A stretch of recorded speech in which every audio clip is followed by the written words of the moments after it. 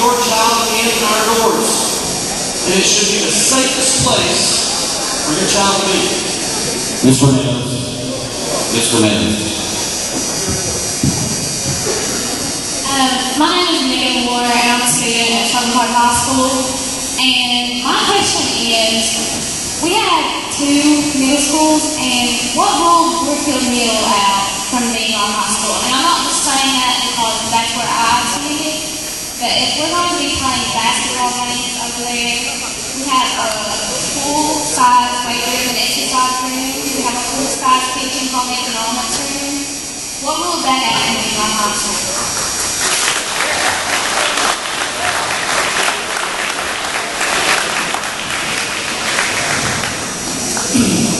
Every decision, let me just set this up. Every decision that I make, and that I believe every other person, whether you're at home, raising family, whatever it is, we base our decisions on that, not because we feel we need something. It's not on emotion, because that's based on our circumstances, and our circumstances change up. And so the data that we use to determine which middle school, primarily two reasons. One, the facility space to receive and accommodate the number of high school enrollments that we currently have. This building has the space adequate to receive and to support the instruction for that number of, and Robbie, what is your enrollment this year for high school? So we're approaching 600. This building has the floor, or has the instructional space more preference or more preferable than the Warfield facility. The second main concern is the cost of transportation. Where are the populations? Where is the population of school-age children? Where are they? And so that's the two data points that were primarily used to determine. Now, a lot of that decision was made in 2006, maybe earlier, when the first local facility plan, or rather, local, got together to determine which school in a contingency would become the high school. Well, that day has arrived, and again, those two data points, the number of students we have enrolled through grades 9 and 12, what kind of instructional space do we need, and what are the transportation costs to get school-age children to those buildings? We're in the most preferred building for that.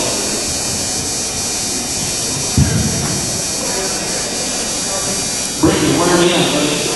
Go ahead and get some more questions over here. Don't feel dumb at me. Too many hands over here. I saw you that part. See, I hadn't bored up and got in my car. She's beating on my way.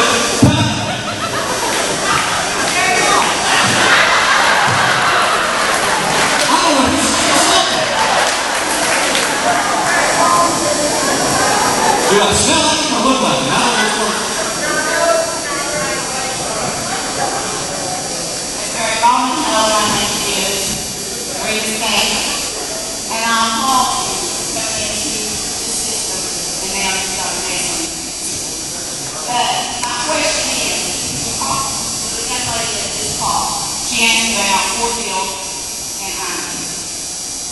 Are you talking about square feet in the schools, or are you talking about rooms?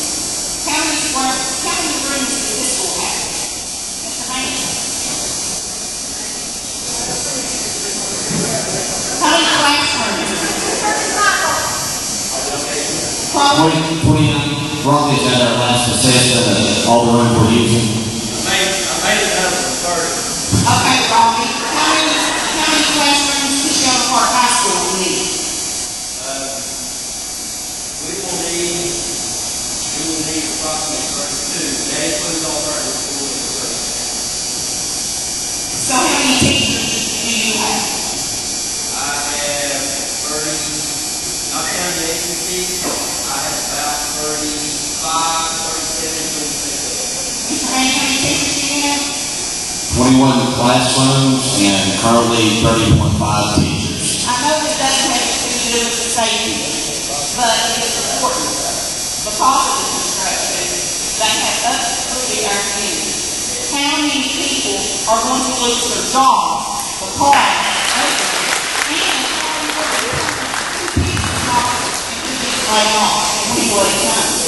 and I see Miss Hunt over there.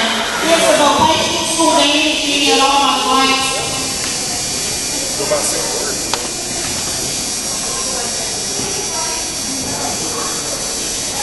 The vocational school is structurally different than the high school. And I think probably maybe with Stan, it is older, but we do have a few class or anything, but we are sure that it is safe for our kids. How are you going to determine who loses their jobs and who don't? That question is on you. And to the one more question to the board. You all are elected officials. The young ladies down here asked if the school not be changed, the name of the school not be changed, because that's where they want to graduate from. Even though you don't do it this year, if you don't change it, are you the board member, and you as the superintendent, willing to give us the board decision to make that decision, and let the community make that decision as to what the name of the high school will be?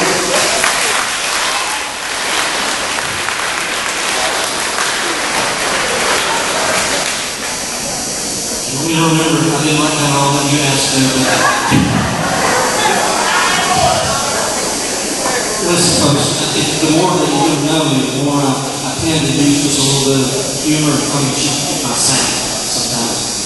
So let me focus on two questions I think today.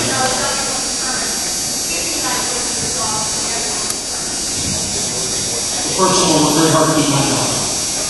Okay? And the more decisions, the more good decisions that I can make for this board, this community, is going to reflect my opinion. I'm going to work very hard at it. What has brought us to this, and I'm talking about the employment beginning, who has people to lose a job, who determines that? We're very early, and that question has come up in our leadership meetings. And it certainly is the one that's going to impact, because even if one person loses employment because of this merge or reconfiguration of your school, then the impact is 100% to you, right? If you're that person, don't get nervous. If you're that person, the impact is 100%. And so to me, it's important that I'm concerned about Philip, his family, and his community. And so, I'm going to be honest with you, I don't want to think that. I really don't. I'd be lying if I told you otherwise. I don't want to think that because I don't want to see anybody lose their job, their livelihood, their commitment, and their podium with Martin County. I believe that in any organization that must become more efficient, that employment is certainly going to be adjusted at some point. That's right. That's right.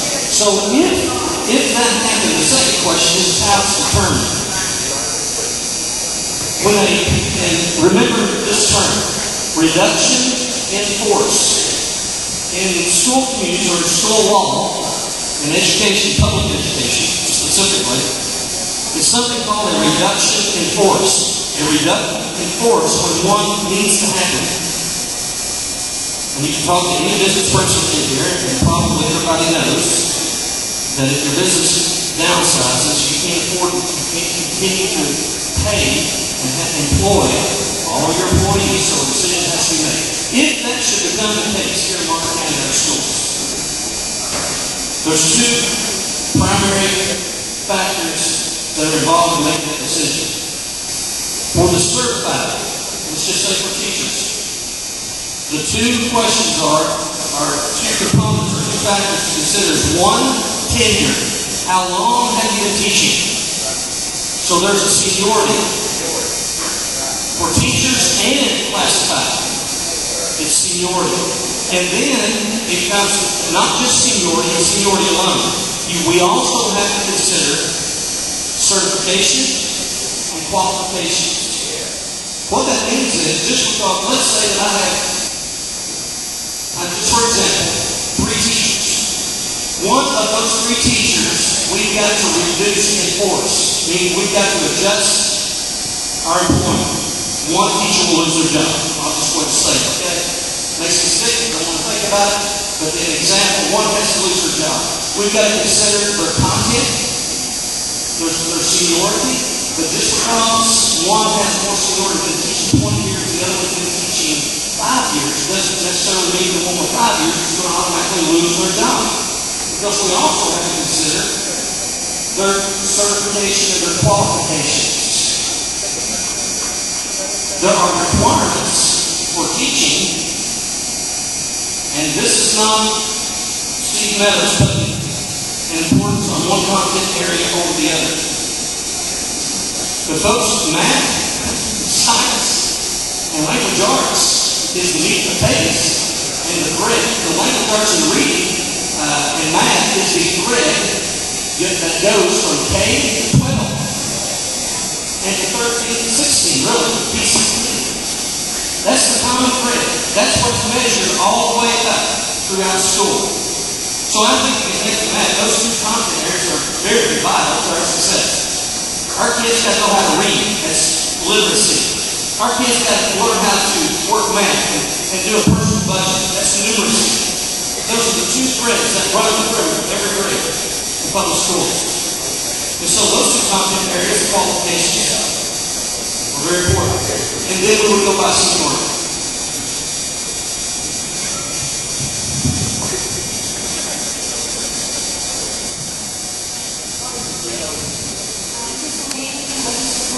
What happens to the land after 300 years? Are those finished? What happens to the land? Is going to finish it voluntarily from the sell of it, or anybody that refuses to come in?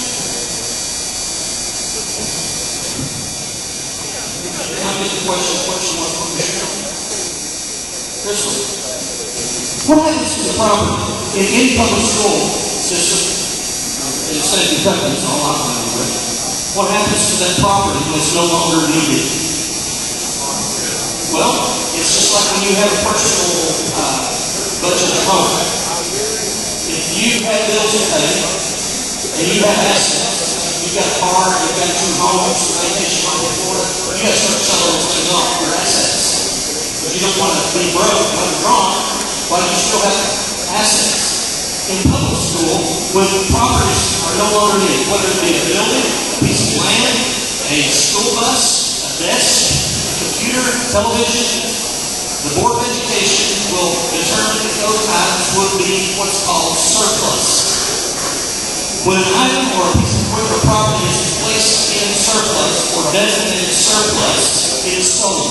It can be sold at auction. It can be sold in closed bids. There are several ways that the property can be sold. What will happen to the property shown by high school? What will happen to the property in the old board office? I believe down on Highway 40 there, the old board office. The Board of Education has a responsibility to designate property that's no longer needed in the district as surplus, and then it will be sold at a public auction. What will happen, Shelby Park? I don't believe I haven't been in any discussions of what will happen to the property in Shelby Park High School or any other properties